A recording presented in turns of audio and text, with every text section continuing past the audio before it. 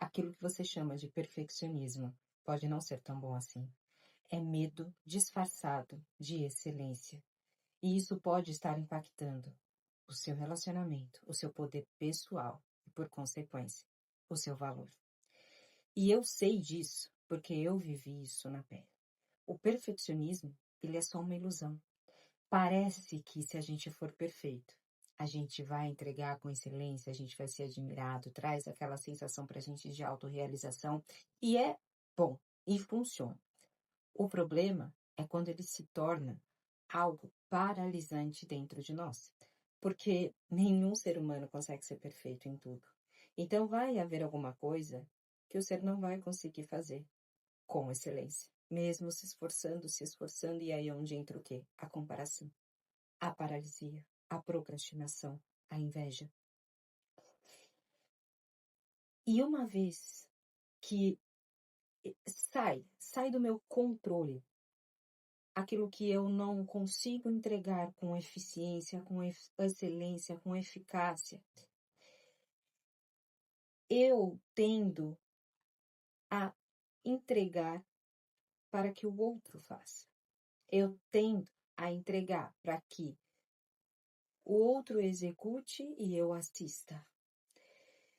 Só que isso, no casamento, por exemplo, vai se tornando uma troca de dívida, porque o outro não consegue sustentar com tamanha excelência e eficácia aquilo que ele está sendo cobrado.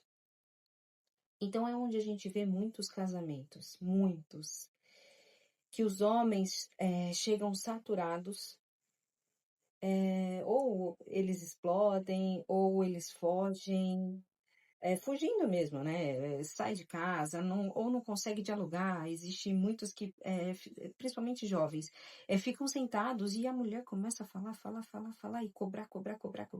E, na verdade, ela está tentando tirar desse marido aquilo que ela não consegue fazer por si. Então começa aquela cobrança, aquele peso, aquele julgo, e não que ela esteja errada. Às vezes é necessário isso. Porém, como ela não consegue fazer com ela começa a cobrar do outro. Ou quando esse casamento não tem muito estruturado e com clareza as funções de cada um. Então é onde um começa a suportar o peso, não é incapacidade, é aquilo que não é tão bom. Isso no casamento. E aí a gente tem o perfeccionismo transmutado do medo na carreira, no poder pessoal. Então, muitas pessoas têm muito desejo de se expor, de dar a sua opinião, de mudar alguma coisa dentro de si, dentro da carreira, da profissão, e não consegue mesmo sair do lugar. E aí vem aquela paralisia, aquele medo da crítica, do julgamento, da fofoca, e se vão rir de mim, e se eu não entregar, e se eu fracassar, e se eu for suficiente, porque o perfeccionismo faz isso, faz a pessoa não conseguir se movimentar.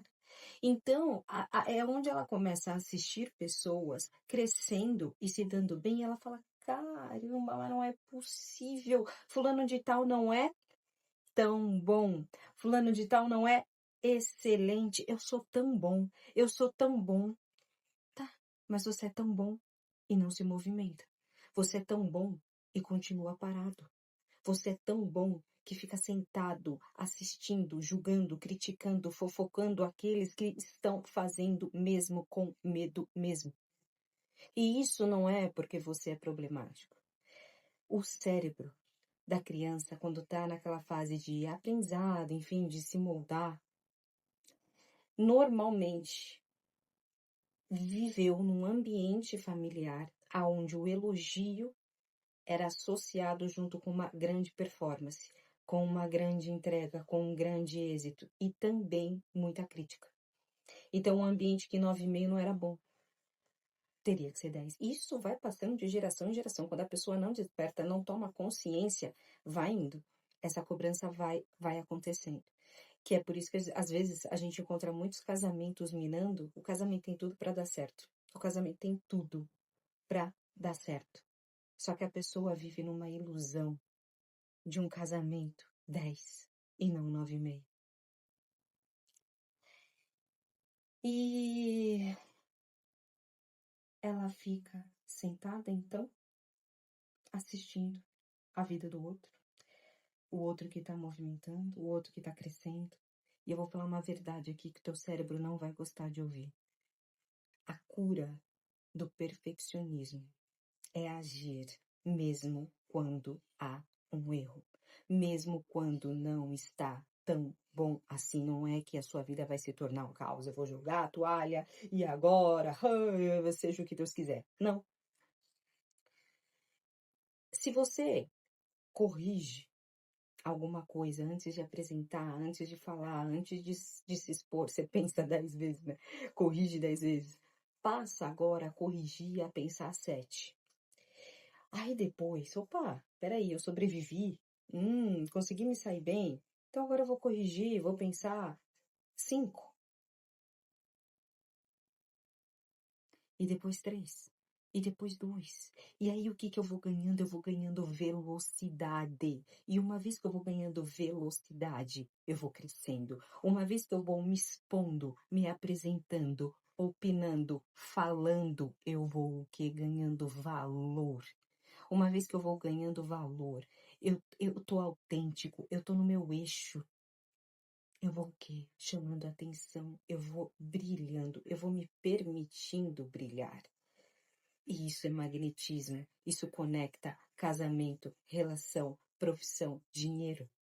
Quem espera estar perfeito, senta e assiste a vida daquele outro que age.